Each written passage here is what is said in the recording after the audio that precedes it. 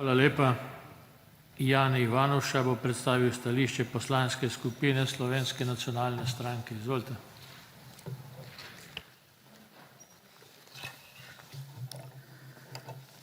Hvala lepa, predsedujoči. Lep pozdrav vsem prisotnim v dvorani.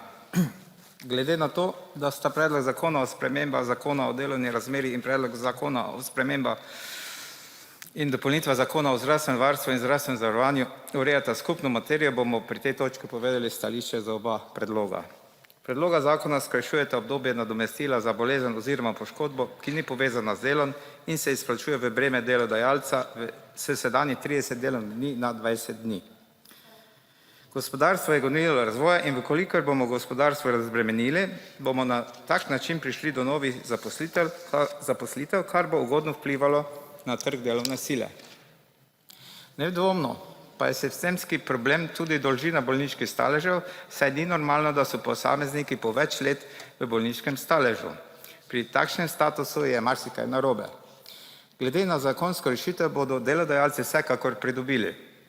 Predlagana sprememba z vidika delavca ne prinaša bistvenih sprememb, saj se pravica delavca do nadomestila plače v primeru opravičene odsotnosti ne spreminja.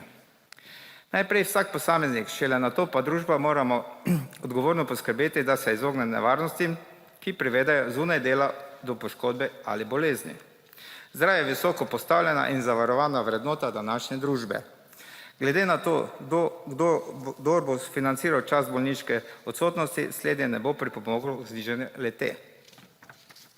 Argument, da bo zakon pozitivno vplival na zmanjšanje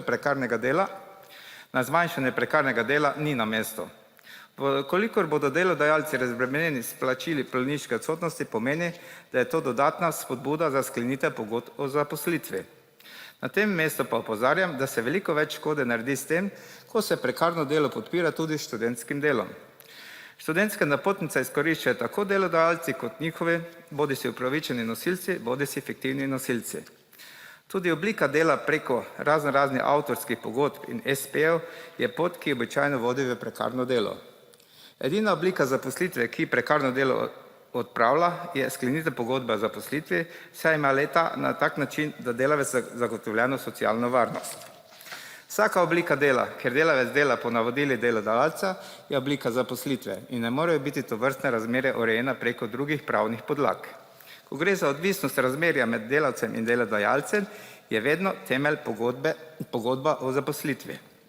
Nekateri dosežejo svoje pravice na sodišču, mnogi od njih pač ne. Tukaj bi morala večjo vlogo odigrati delovna inšpekcija, ki bi morala po uradni dolžnosti skrbeti za to, da ne pride do zlorab uporabe določenih pravnih podlag na zaposlenega. Ne razumemo pa predlagatelja, ki je proti spremembam na področju dohodnine in ne podpira novele Zakona o dohodnini, kjer pa bi dejansko pridobili vsi ljudje. Hvala za pozornost.